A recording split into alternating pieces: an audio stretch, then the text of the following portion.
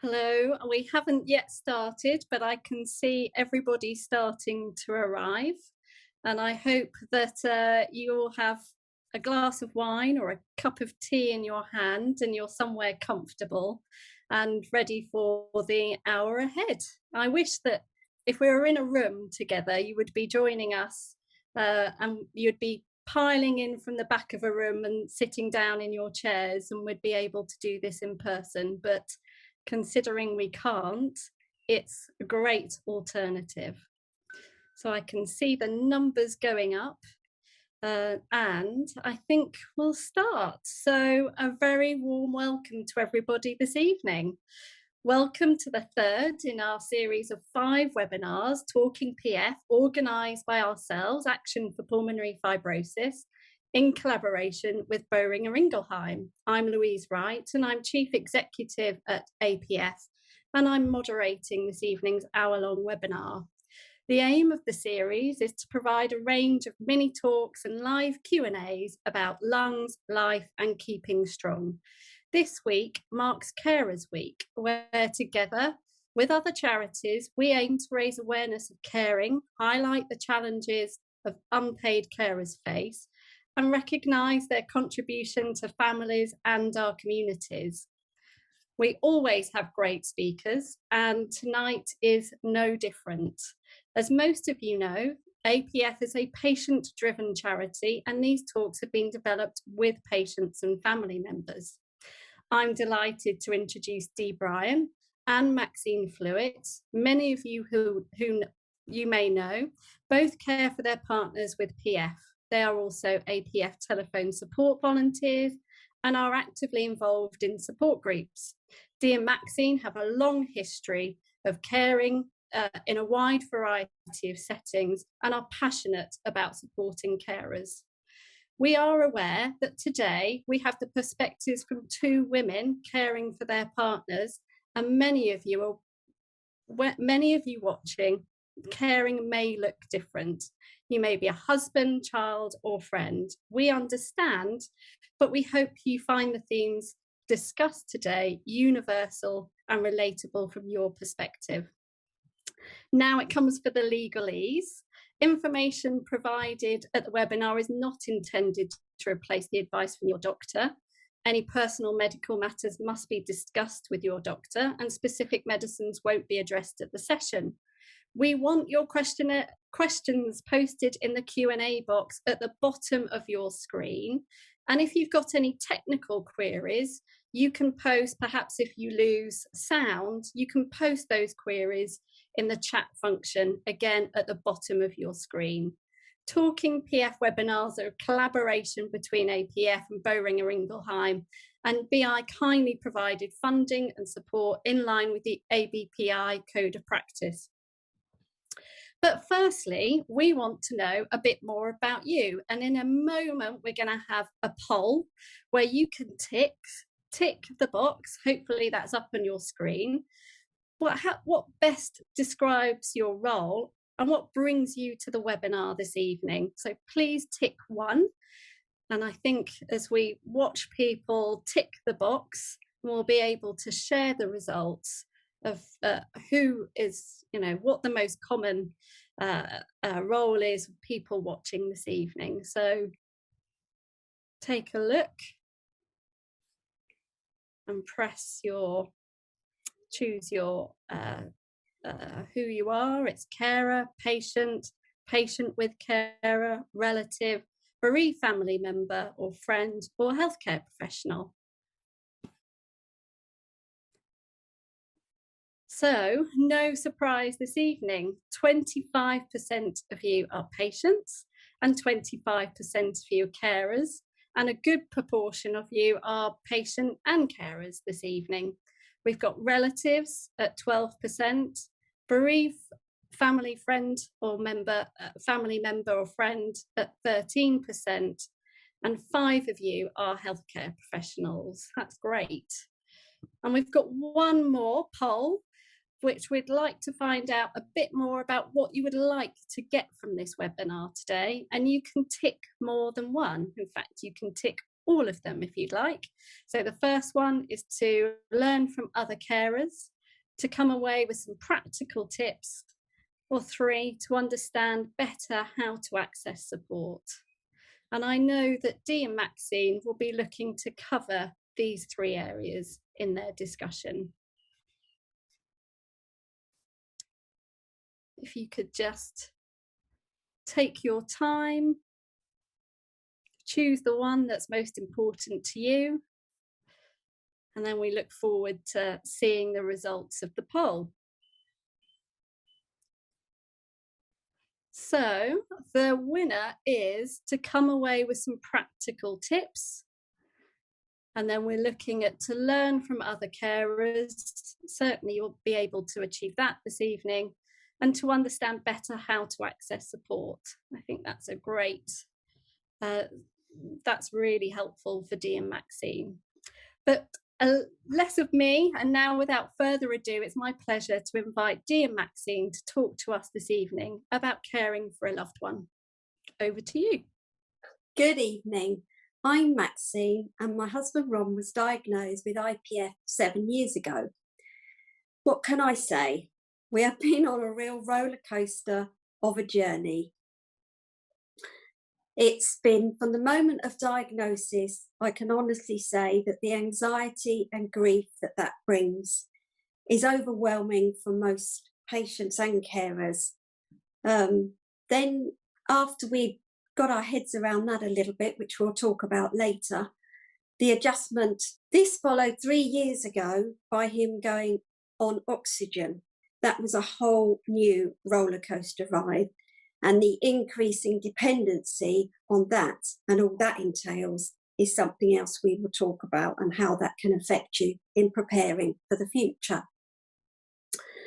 Ronnie's now under the transplant team at Papworth, and that brings a whole different set of highs and lows to the journey.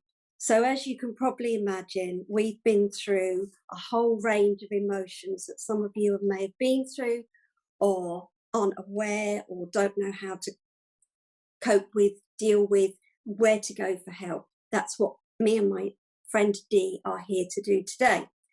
So without further ado, I will pass you over to Dee for her current journey. Good evening, everyone. My name is Dee, and I care for my lovely husband Roger, who was diagnosed with IPF in 2016.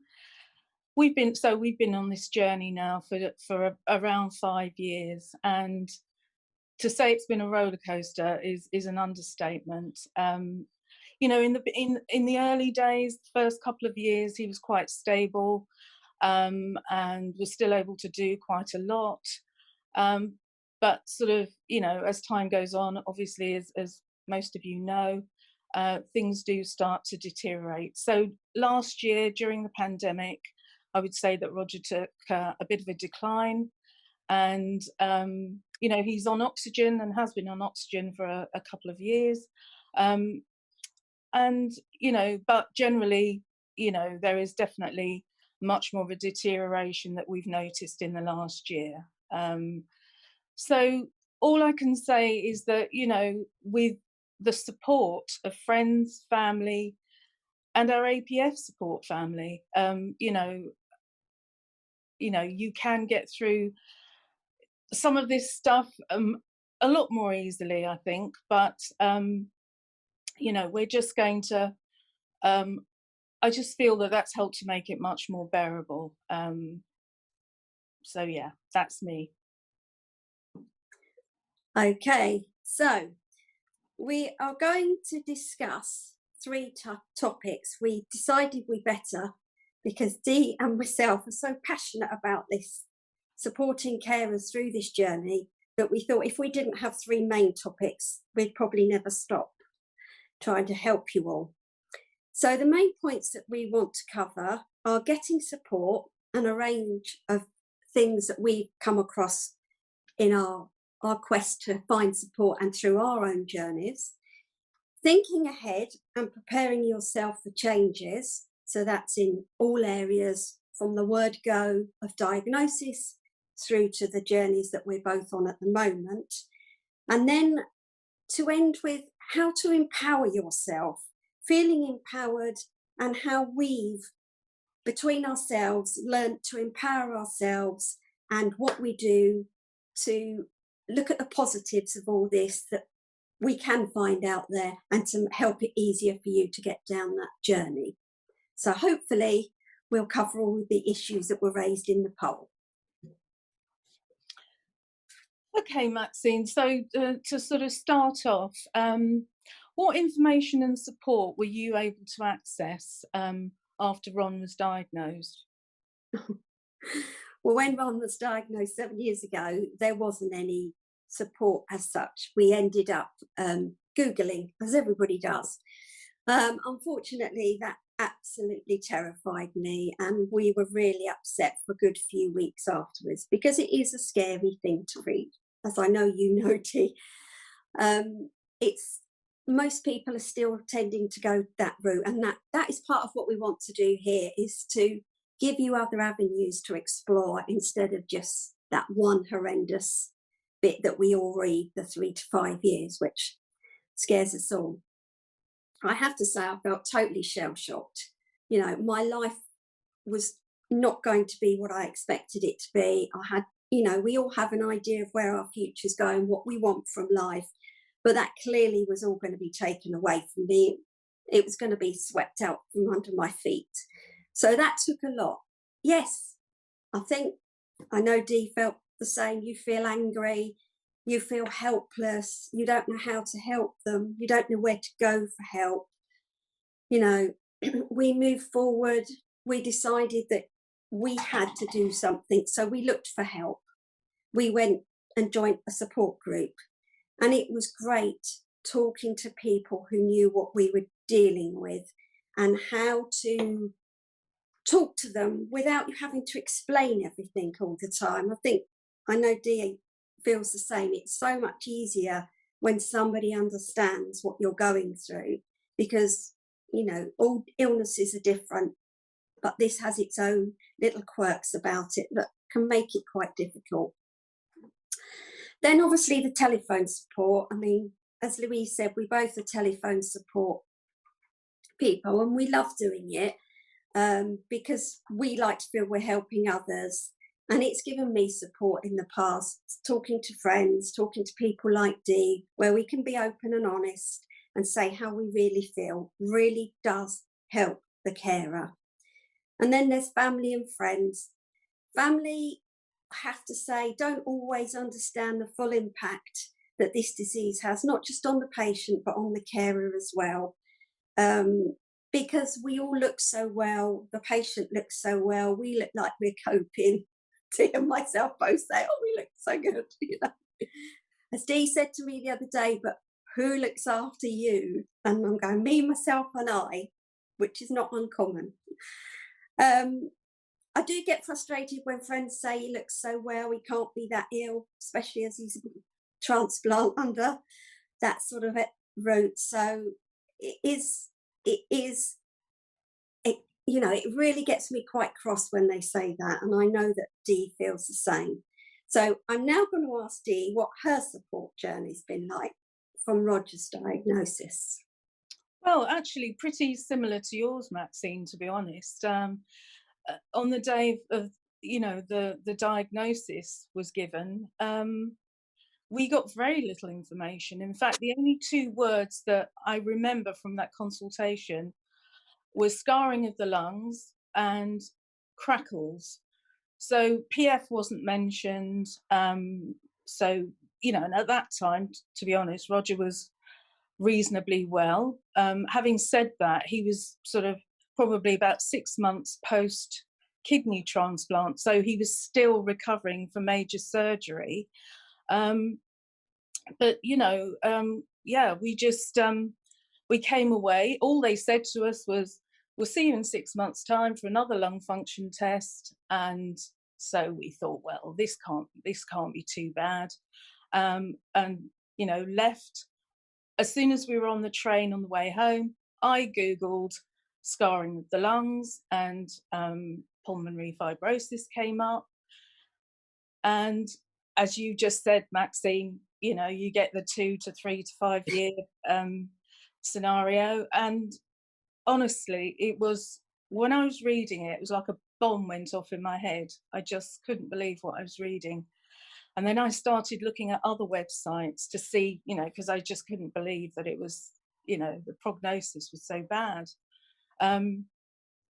So I looked at other websites and they all pretty much said the same thing. So I didn't know at that point how I was even going to tell Roger what I'd read. I just didn't feel like I could tell him. And how was I going to tell my children, my family? So, you know, it was a really, really difficult time and a time of great anxiety. But, you know, as time's gone on, we joined a support group as well. In fact, we started one ourselves locally. We went to the first support group at Guy's, and then we started our own in West Kent. So Roger and I jointly run the West Kent support group, and like you, Maxine, you know, it was just so helpful to talk to others. You didn't feel so alone and isolated, because it's a really lonely place to be when you're diagnosed with this condition. And, you know, and also everybody else, when you say, you know, my husband's got a lung condition, they immediately assume it's COPD. Oh, I know someone that's got COPD and this sort of thing. So, you know, constantly, you know, you're up against that, because, you know, there is a lack of understanding. So either you're constantly trying to explain the condition to people, but that gets quite exhausting as well. You know, we are trying to raise awareness, obviously, but you know, yeah, it was just such a hard time. But then once we started our support group,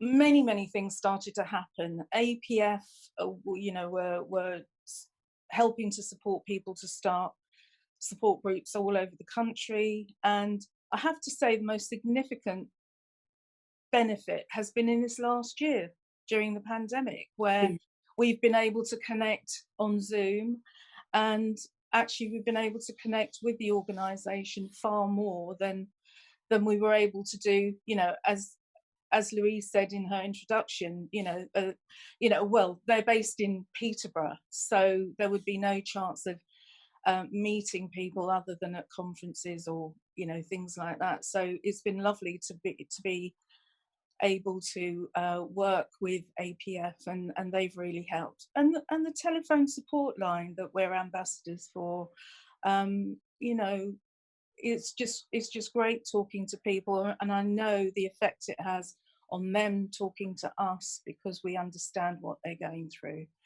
So, you know, there is a lot of support out there, and you know, and we would encourage anybody that feels like they need some support to get in touch with APF, because there's a lot on offer for carers now.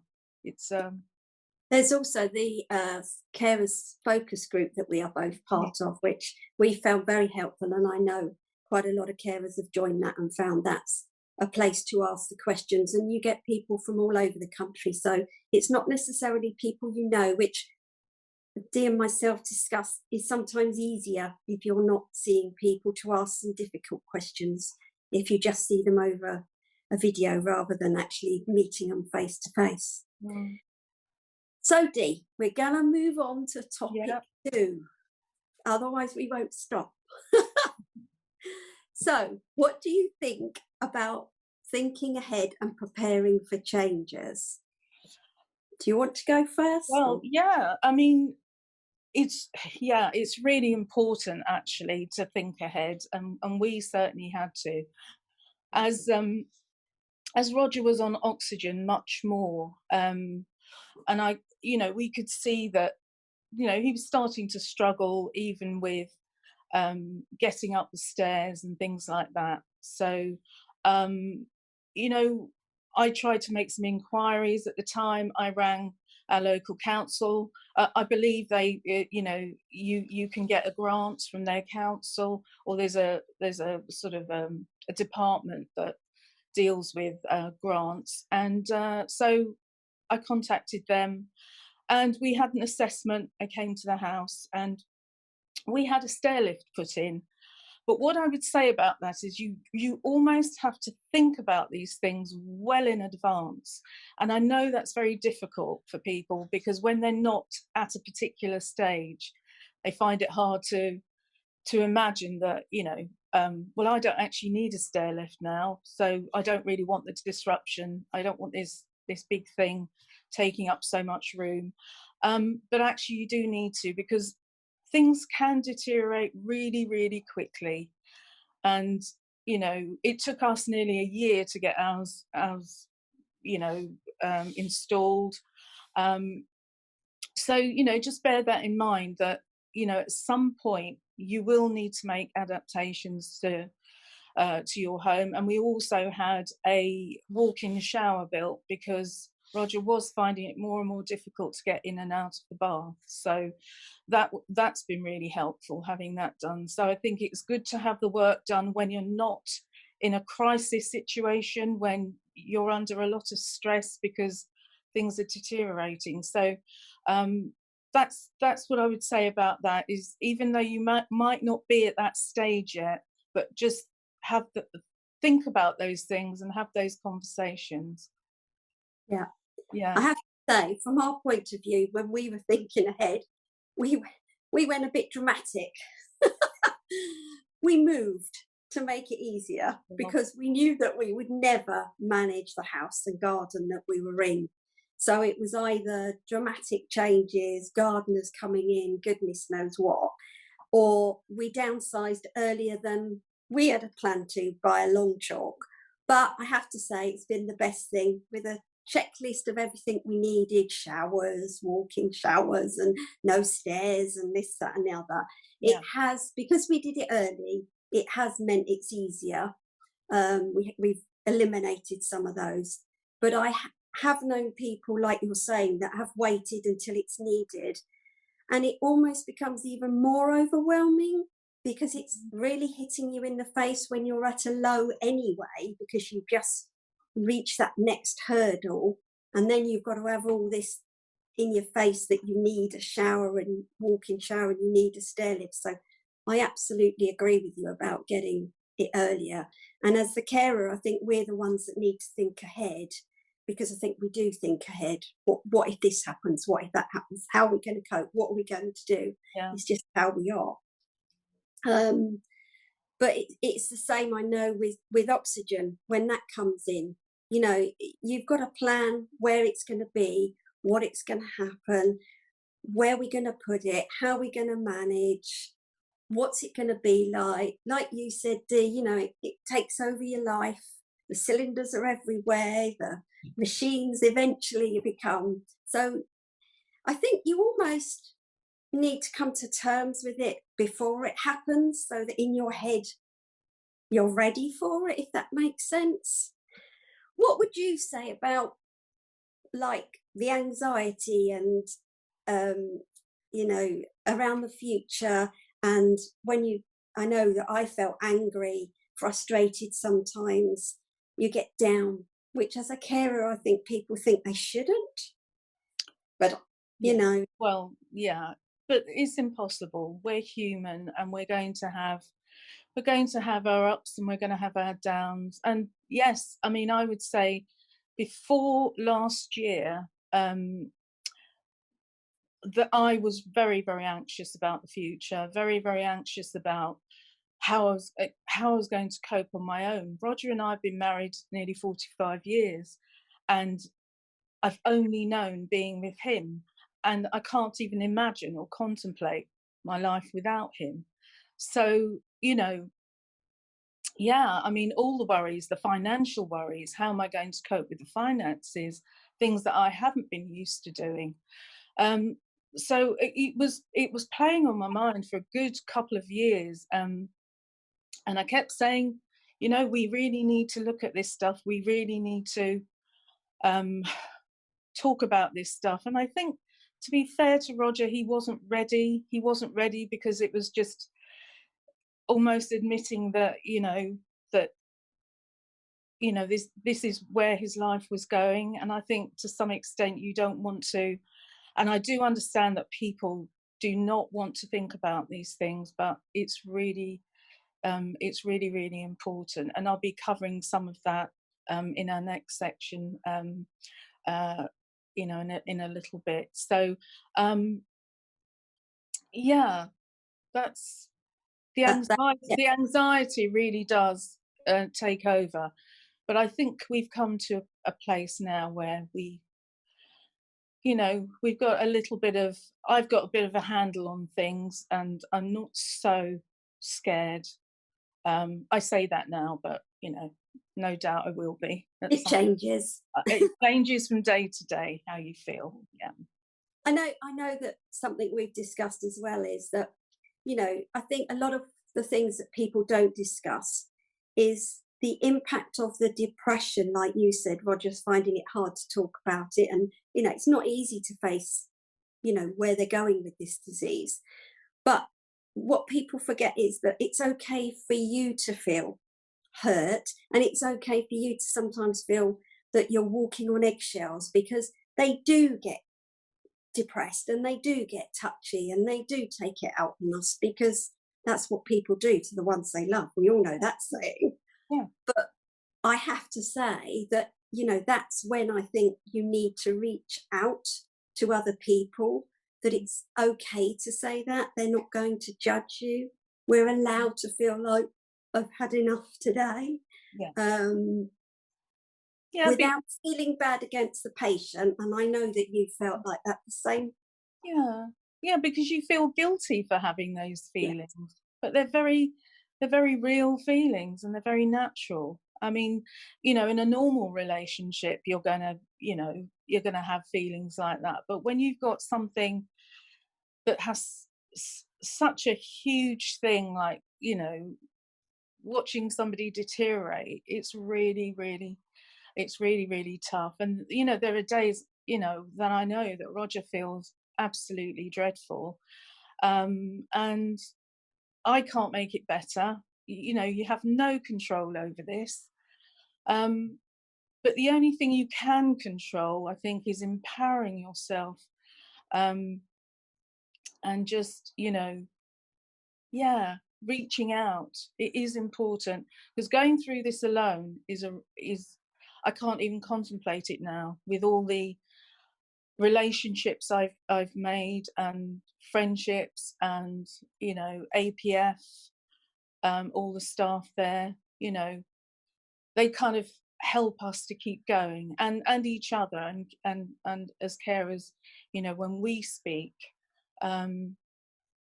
because, you know, we're all on this journey together. And I think I've made some amazing friends through speaking to other carers, and friends that will stay with me for life. And that's the part of accepting your journey and asking for that. But I know that Ron referred himself to the hospice, and that they have been a great support over the time. To him and myself, we've been to mindfulness meditation and all sorts of things. And then during COVID, they were phoning him monthly to check that he was okay and how he was mentally coping with it all, as well as, you know, the transplant situation, because they're happy to support us both through transplant. It's not just for end of life care.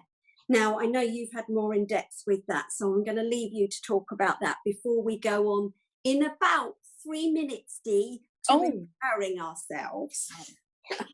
I mean, I'm absolutely passionate about palliative care, and I think there's a misconception that palliative care means end of life care, and it really doesn't. Last year during the pandemic, when all the sort of hospital outpatient departments had closed down because of COVID, and Roger was actually deteriorating, and I was really worried and anxious that he's just not getting the care that he needs. So I asked his clinical nurse specialist if she would refer him to our local hospice, but also people can self-refer. So it's really important to know that you don't necessarily need a referral from a health professional, you can refer yourself. So she did, and that was, you know, that was the best thing that ever happened, because Roger and myself have been so well supported in this year. I mean, he's been doing singing on Zoom and stuff that I never ever imagined he would do. You know, he's always said he's got a terrible voice, and I've never heard him sing before. But you know, on a Wednesday morning, I hear his dulcet tones around the house, and it just makes me so happy to know that he's engaging with some of the things that they're offering him. And yeah, I mean, also one of the things that they do is they bring up very sensitively the topic of an advanced care plan, and that includes things like DNR, and things that people don't want to think about.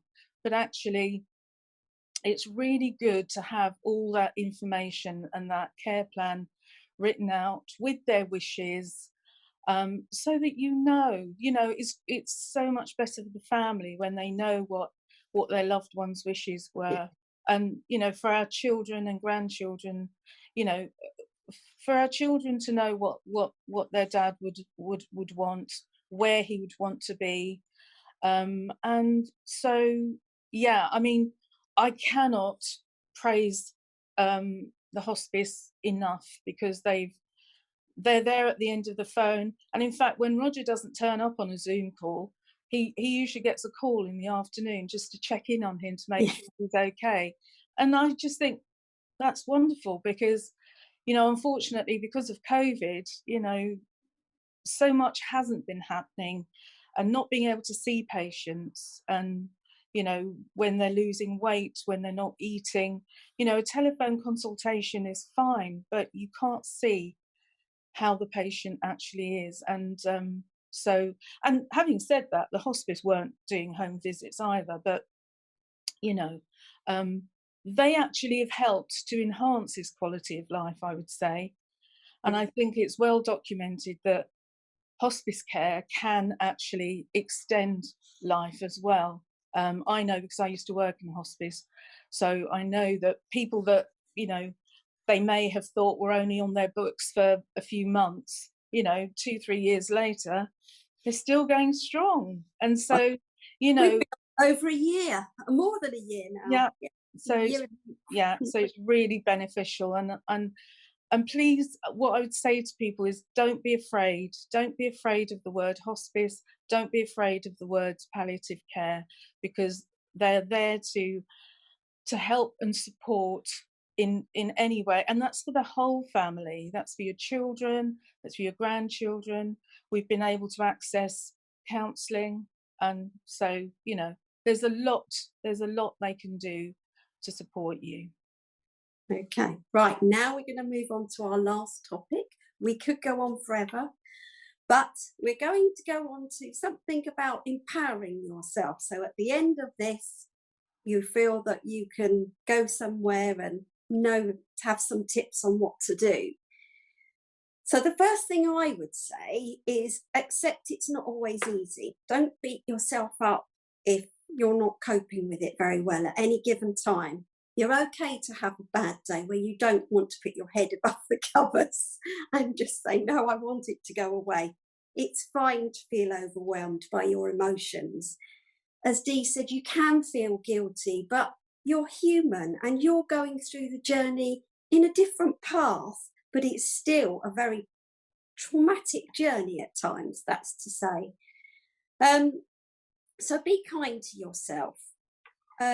When you go to appointments, one way to empower yourself is, or whether they're online or whatever, is don't be afraid to ask questions. Go with a list of questions of things that you want to know because it's worrying you.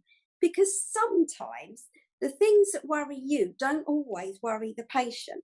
So it's little things that can set your mind at rest. It takes a great weight off your shoulders. So that's really good. The other thing I would say is focus on the positives. Enjoy the things you can do, not the things you can't. Find new ways to do things that you've always done. You may just have to sit on a stool to garden, raise the pots up so you can carry on doing it. Go for a walk, but put in stops every so many long on benches. make memories, because life is for living. And what I always say is, if you hold out your hand, someone will take it, because there's enough of us out there that feel passionately and have been through this journey that really want to help you. So you're not alone. All the time, Dee and myself are out there to try and keep raising awareness for carers and campaigning. So now I will hand it over to Dee for what she thinks you can empower and to finish us off. Well, I think, Maxine, you've pretty much said it all, really, because I've pretty much got what you were going to say. Yeah, no, it's really important at medical appointments to have your list of questions and don't be fobbed off, and, you know, make sure you get all the questions answered before you leave, so that you know, you haven't got any worries, you know, afterwards. It's so important.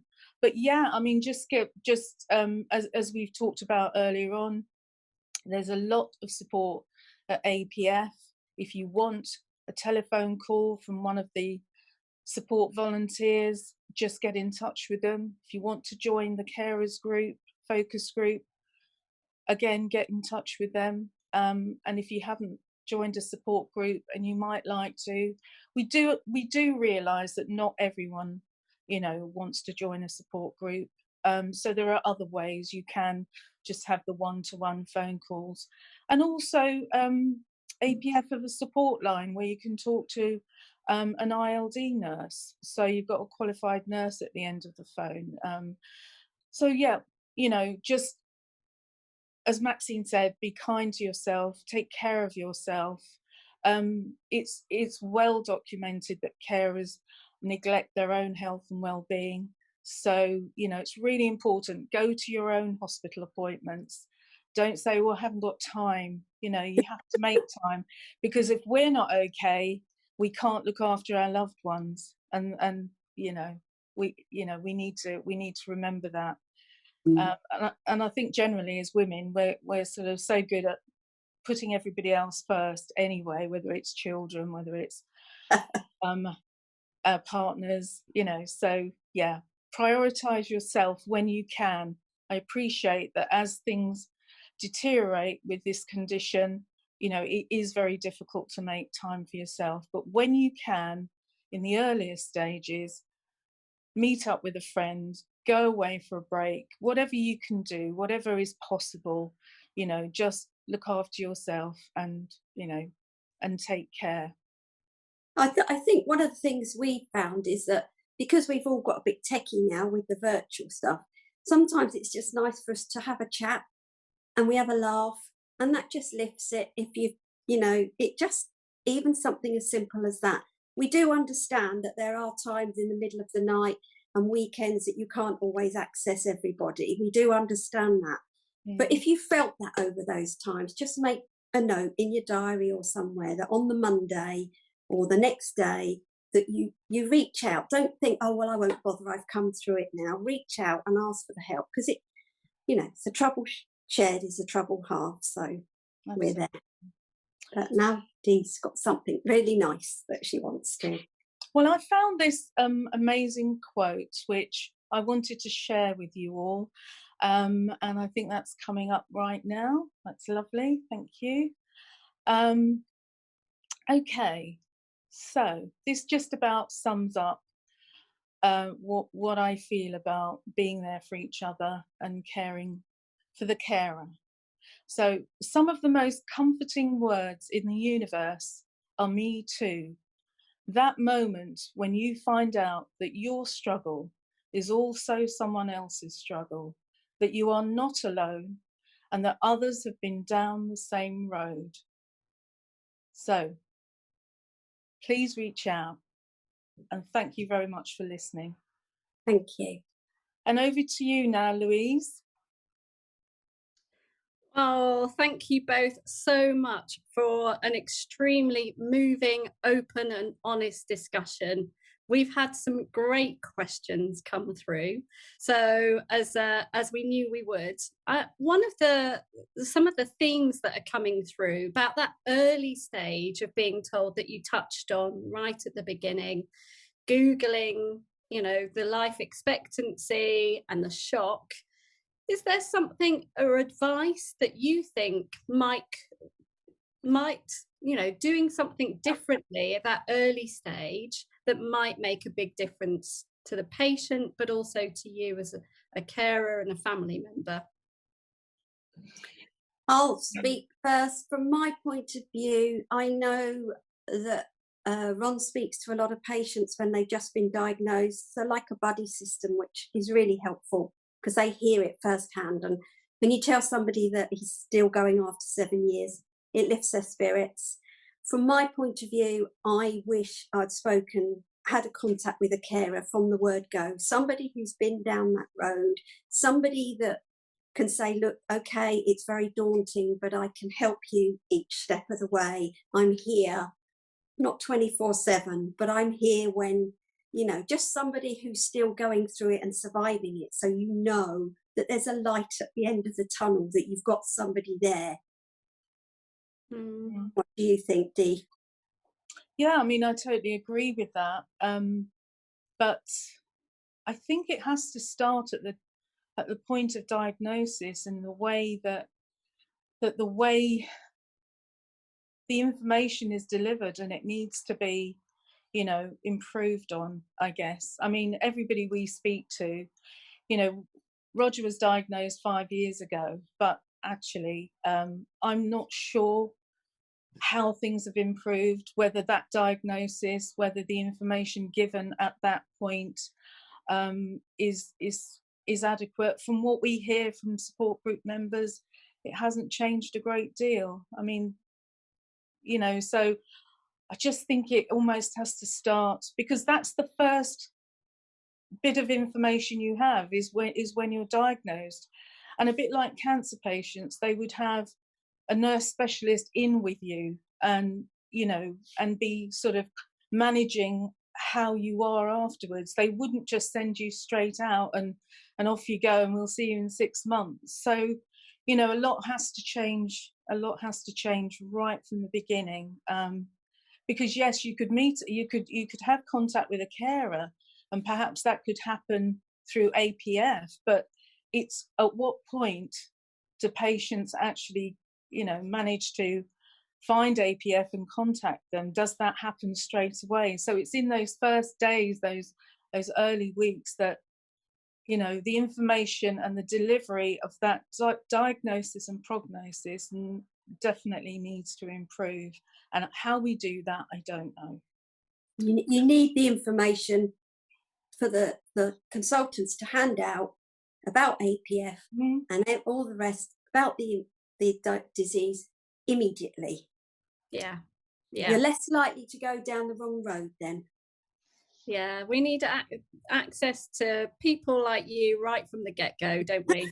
Support groups. So, okay. So there's a question here about psychological support, and the question is, you know, do you think more psychological support is for carers, and where, if you've sought out psychological support, where have you got it? Yeah, absolutely. Yes, we need more, and we need it from the word go. Again, in cancer, it's available in primary care. The first thing that's offered is counselling, complementary therapies, all of that sort of thing. But, you know, that probably won't happen in the NHS. The only counselling I've been able to access is through the local hospice, and that's been brilliant. And that's why I say that people really should access hospice care well before, you know, their loved one is deteriorating, or when they get to end of life care. Most people access hospice care when it's way too late, and they're not getting the benefits that they could get from it if they were referred earlier. Yeah, I agree. I think it's one of the loopholes that's been greatly missed. You know, the impact of this is, there's so many, as we said, roller coaster movements. So many things change, and they change so quickly, and they're quite dramatic at times, that it's really quite hard to deal with. And you're looking after the patient, and you need somebody to support you as well, and to understand what is happening to you at that moment in time. People are commenting that it's really tricky to get mental health support at the moment. You talk about help from your hospice. Have you seen that impacted by COVID or delays at all? Or would you say, if someone's looking for counselling support, would that be your first point of call? It would mine, definitely, because it has worked for me during the pandemic. So, you know, it was a telephone call rather than obviously face to face, but they do it on Zoom as well. But it worked just as well over the telephone, as long as you connect with your counsellor and you feel comfortable, it will work.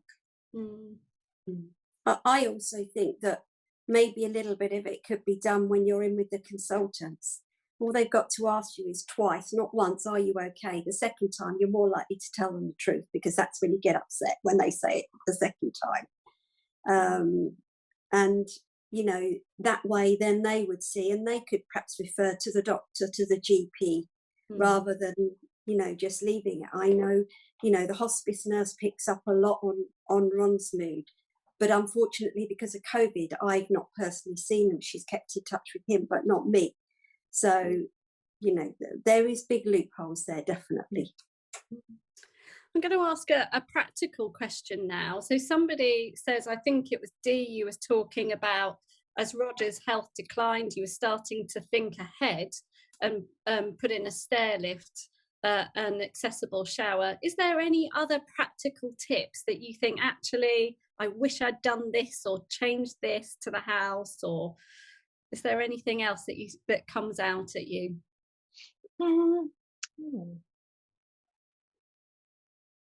No, I think we've done the sort of things that we have felt we needed to do. I don't look back and think at the moment, off the top of my head, I can't think of what perhaps we may have done that we haven't. No, not for me. I mean, we had talked about moving house, but obviously that wasn't going to happen. It was far too stressful for us to do that. So we opted for a stair lift. But yeah, we're very grateful for that, but it is a pain having a stair lift, I must say. But please, you know, get one if you need one, because, you know, it's going to make it a lot easier for them, you know, for your loved one to be able to manage stairs. And also, we didn't want a situation where, you know, I know some people do, they end up having a bed in the living room, and we didn't want our home to be so disrupted in that way. I wanted Roger to be able to access the bedroom, the bathroom and everything upstairs, as he always has done, because that felt far less disruptive for all of us. Right, Maxine, have you got any tips? I think some of the things people don't think about is, like I said, I mean, we made a dramatic move, but we were going to do it eventually anyway. We just did it earlier than we would have. But it's things like, how are you going to get your garden done? You know, thinking of who does it and the state of both of your healths, because, you know, often it's things like access to come in the door. If they're not very mobile, they don't want very many steps to be coming up.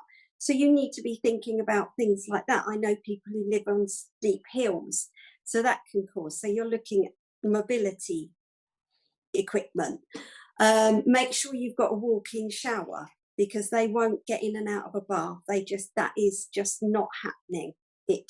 Most of them, you know, so you need to look at that, or get the bath lifts. You need to think about the fact of, what about food? When they're on oxygen, if it's the man or the woman that's got oxygen, they can't go near the cooker with their oxygen on. So it's all these things that you think, oh, it's things like on oxygen, they can't wear alcohol-based aftershaves. You know, there's lots of little things that you really need to prepare for. Silly things that you suddenly think, oh, I can't do that. When you're going out somewhere, think ahead. Is there any hills? Where can I stop? Where are the toilets? Do I need to go that far? Should I break up my journey? Have I got enough medication? Have I got enough equipment with me, oxygen or whatever? So it's about, I suppose, thinking about all the things that you would think later down the line, but trying to preempt them so that they're not such a major issue. That's fabulous. What a great list. One of the themes that's coming up is this preempting. How do you preempt some of the difficult conversations that are maybe linked to progression of the disease? Have you got any tips, or how have you brought up perhaps something that is difficult to talk about? How do you do that? Oh, I just bring it up, whether it's uncomfortable or not. Yeah, Roger will tell you, my children will tell. Yeah, we've always been quite an open family, which I think, obviously has helped the situation. So, and I know there've been times we brought up difficult conversations, but actually by bringing them up, I think they felt it was really good that we were able to do that, and that we can talk about anything. Now, I know not all families are the same, and that would be obviously quite challenging for a lot of people, and a lot of people don't want to go there with those conversations. But I guess we're the kind of people that I can deal with something if I know what I'm dealing with. If I trying to pretend it's not happening or avoid it, you've just got to say it. There's no easy way of having those conversations. That there's no sort of kind, gentle way. That it is what it is, and they're tough conversations to have. But I tell you what, again, going back to the hospice, they are very, very good at bringing up those conversations with people, with families, in a really, really lovely way. And because that's what they do. That's what they do, and they do it so well. So if you don't, as family, want to have those conversations, you could get in touch with the hospice and ask them if they would bring up the conversation, because that's what we did with the advanced care plan. I know initially, again, Roger wasn't very sort of keen, but I said it will be really, really helpful, and actually it is, because there's so much information that you have to collect to go on to that care plan, and the things that we will need as carers when they're no longer here. It's such important, vital information that people don't think about, like computer passwords and their driving license number. And when you've got to inform people of all sorts of things afterwards, you need so much information. I didn't even realize how much stuff we would need. So it's just, I think, for anybody, even if somebody doesn't have a terminal condition, to actually do an advanced care plan is a really, really good idea for everyone to do at some point. And you feel like you've got, yeah. How would you access the advanced care plan, Dee? Well, I mean, we accessed it through the hospice, but you can actually, I think you can get them online. You only have to Google advanced care plan and it will come up. So you don't even have to, you can just print it off, or, save it and just fill it out, online, because everything's online now. So you don't even have to, if you don't want to involve the hospice, you can just download it and print it off and fill it out at your own leisure. Thank you. Maxine, have you got any advice or experience? One thing I say to people when they ask, my other half won't discuss it, or because he thinks or she thinks that means it's the end, is it's going to happen somewhere, whether it happens in 5, 10, whatever years. And it's the last thing we can do for our loved one that will show how much we love and care for them. So if they've told us what they want and we do it as they want it, then we've completed that final act and everybody is happy because they're included, and it just takes so much stress away. And that's all I can say.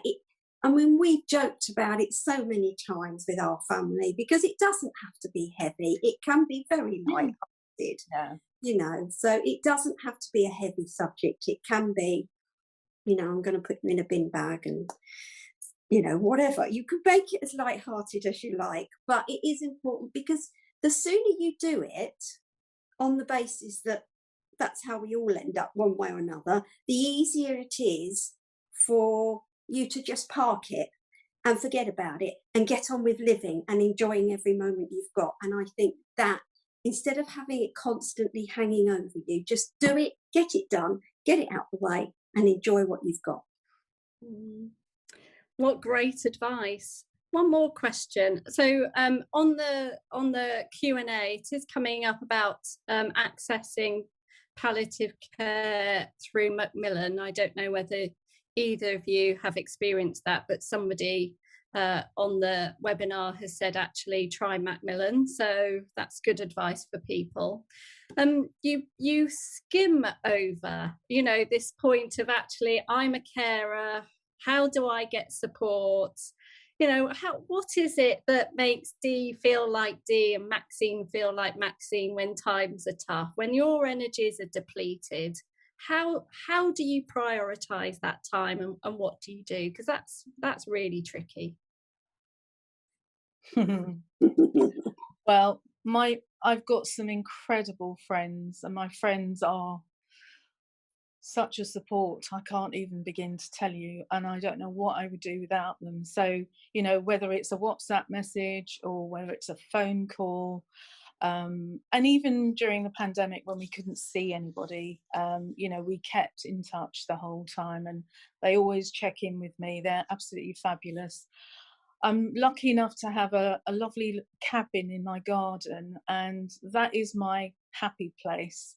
And so, you know, when I've sort of looked after Roger and done what I need to do in the mornings, I often go in there and I just chill out. And, you know, even though I can't go anywhere, I'm not really bothered about meeting with lots of people at the moment, but, you know, I've got great books in there. I listen to music, go swimming sometimes, you know, that's been on and off during the pandemic, but be starting back doing that.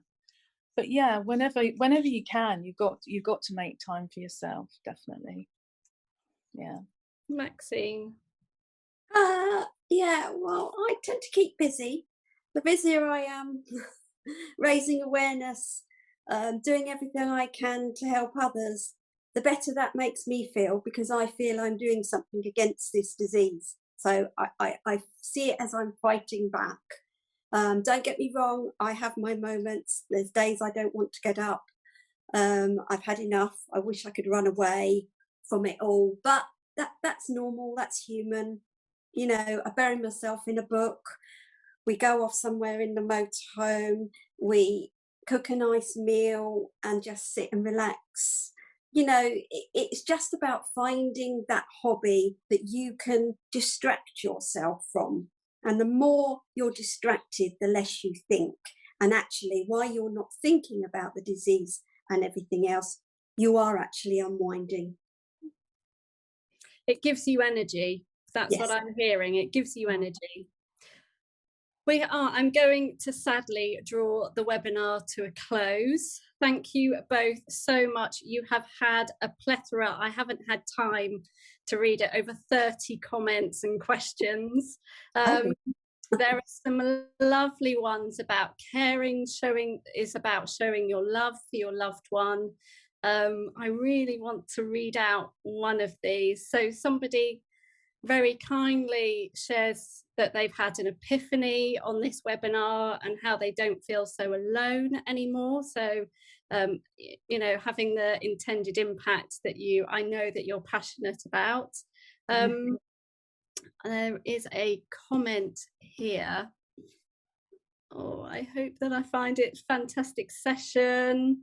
I don't know whether I'll be able to find it. There are so many. Right, from Tony, who I know won't mind me saying, he says, on a lighter note, my wife Sue says her greatest dread as she deteriorates is that I will end up doing her hair and makeup. So Brilliant. I know they're a couple that find some lightheartedness in what is a pretty devastating, and as you talked about it, a roller coaster of emotions. But thank you both so much for sharing honestly and openly with our audience about what it's like for the both of you to share your experiences.